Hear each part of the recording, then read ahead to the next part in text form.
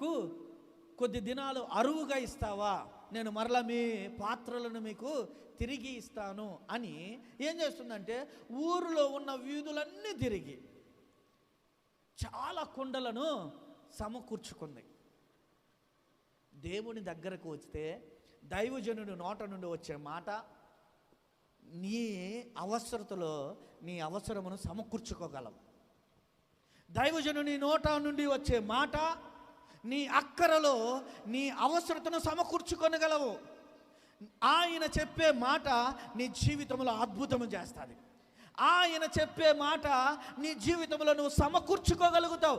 దేవుడు పెట్టేది సమకూర్చుకోగలుగుతావు.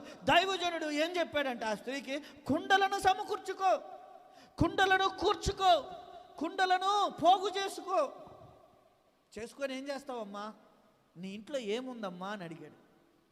నీ ఇంట్లో ఏముందమ్మా? ఆమె అంటుంది, నా ఇంట్లో కొంచెము నూనె మాత్రమే ఉంది. ఎంత ఉంది? కొంచెము మాత్రమే నూనె ఉందయ్యా, అది తప్ప నా ఇంట్లో ఏమీ లేదు. రైట్, ఇప్పుడు ఆ నూనె నువ్వు ఏం చెయ్యి, ఈ ఒక్కొక్క కుండని వరుసగా పెట్టి నువ్వు ఆ కుండలో ఆ నూనెని పోయి, కొంచెం నూనె ఉన్న ఈ కుండలో ఆ కుండలోకి ఈ నూనె అంతా పోస్తే ఏముంటుంది? ఈ కుండ ఖాళీ అవుతుంది, ఆ కుండ నిండుతుంది. అంతే కదా? అంతే కదమ్మా? ఒక కుండ సగము నూనె ఉంది.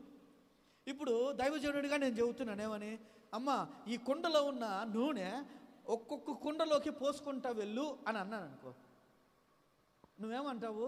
అయ్యా ఒక్క కుండే సారిపోతుంది, ఇన్ని కుండలు ఎందుకు?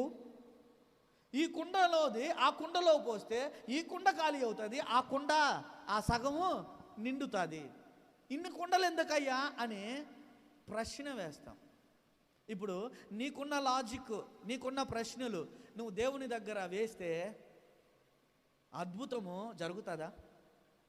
జరగదు. కొంతమంది ఇలా ప్రశ్నిస్తారు దేవుణ్ణి, ఇది ఎలా చేస్తావయ్యా? దేవుడు రోగాన్ని ఎలా స్వస్థపరుస్తాడు?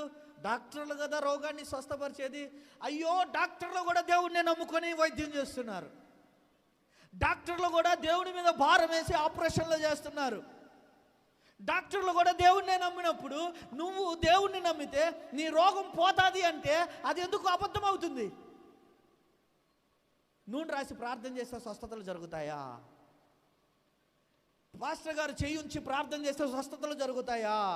పాస్టర్ గారు ఏమన్నా డాక్టరా? పాస్టర్ గారు ఏమన్నా మిరాకిల్ చేస్తాడా? ఈ ప్రశ్నలన్నీ నువ్వు వేసుకుంటా ఉంటే